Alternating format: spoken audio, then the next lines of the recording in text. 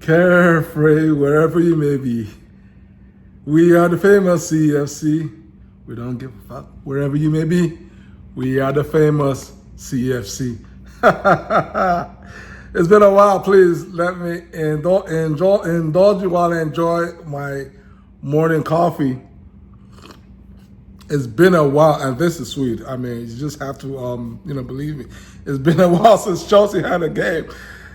Whew, that made you feel so happy. I mean, it wasn't, one for the, textbook, but this is a London derby. This is a must-win. We needed these 3 points. Massive 3 points. Massively. And for the first half, I mean, for like a good long while, for the entire first half, it looked like we were going to lose the game. I mean, I will be honest, because at the point I was like, listen, can we just not give up the second goal entering the second half, just like we did last week against mighty Ipswich, that by the way just got destroyed 4-0 at home by Arsenal, right? I'm just gonna let that slide. Let's let bygones be bygones. This game has given me hope. It's given me hope, because I have to be honest. I did mention in our last game, which was a 2-1 loss at home to Legia Warsaw, that I was worried.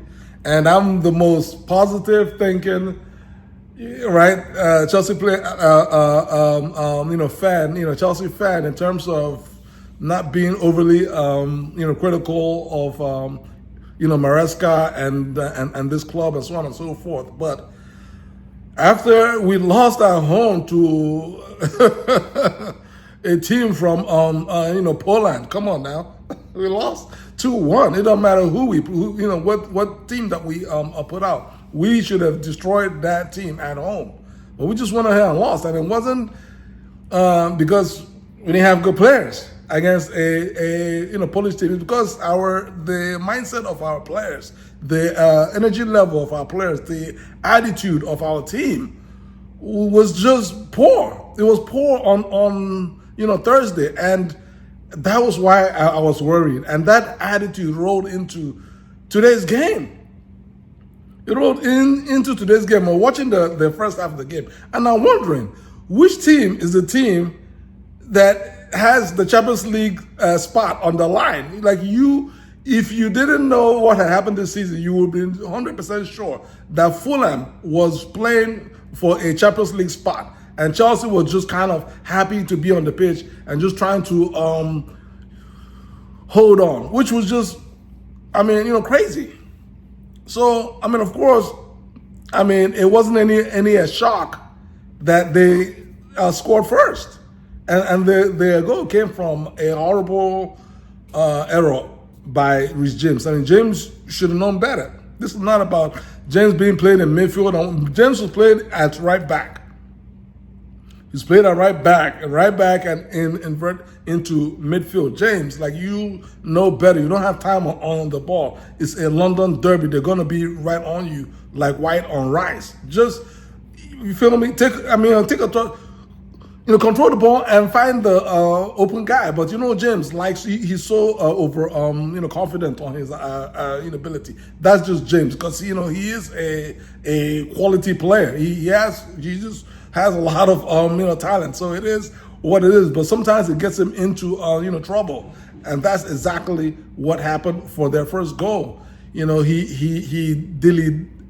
dallied on the ball, and he was basically robbed. He got robbed of the ball.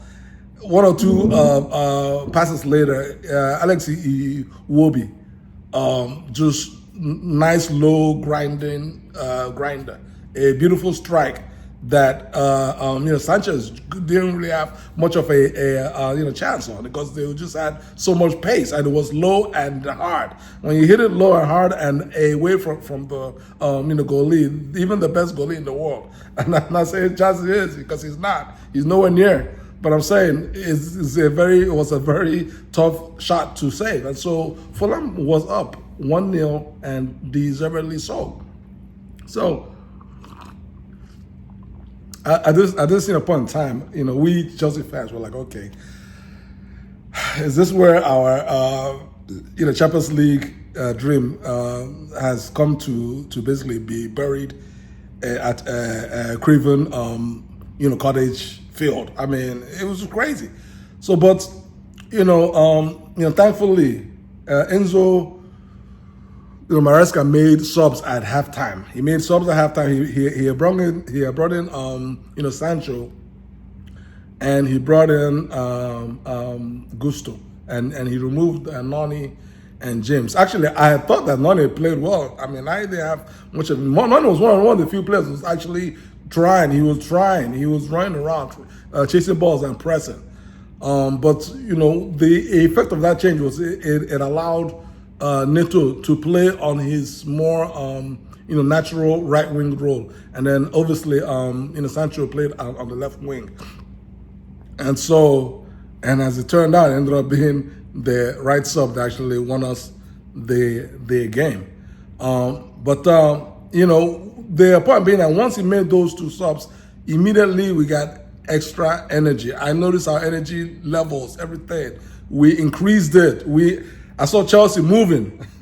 I saw Chelsea. I mean, it wasn't about what Fulham was doing. It wasn't Fulham. They were still pressing us. They were still, fouling us. They were still pushing our players, dragging our players, holding our players, doing a lot of London derby type things. It's a London derby. It's not you don't cry, you don't whine. You just have to pull your socks up and just give as much as you are getting. And that's what we ended up doing more in the second half. It's like, okay, our boys woke up and realized, okay, this is a London derby. Let's, you feel me, increase the intensity of our passes, the intensity of our movement off the ball, on the ball, tackling, all those basic right, just little things that are not things that look good on Twitter or on X, but these are the efforts that actually help you win games. And so eventually, I believe it was about maybe 15 minutes to go, maybe 20 minutes to go or so. Enzo then Maresca then made the decisive sub, which was to remove Jackson. Jackson has been poor since he came back. He hasn't. Both Jackson and Palmer, they've been poor since they returned from along in jury. I mean, like we had hoped that they'll give us a boost, but we haven't gotten the boost.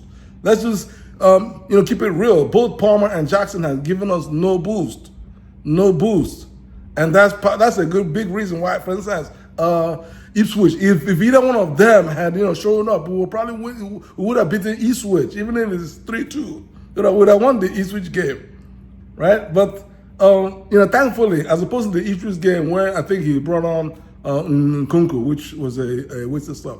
This time he learned from the Ipswich game, the Ipswich draw, and brought on Tyrique George, because George was the sub he should have brought on against Ipswich. Tyrique is like, we've been watching Tyrique play. We Chelsea fans, we've been watching him. We know what he can. Yes, he's a young player, teenager, right? But the boy is a baller. He has talent. He's a baller, and he's just getting started. So when I saw George enter the field, I was thinking that maybe he was going to take out Palmer and then just play George behind Jackson. But in fact, he removed Jackson and played George at center forward, and it didn't take long because that George's goal was a striker's goal. That just gives you an idea of what we've been missing all season.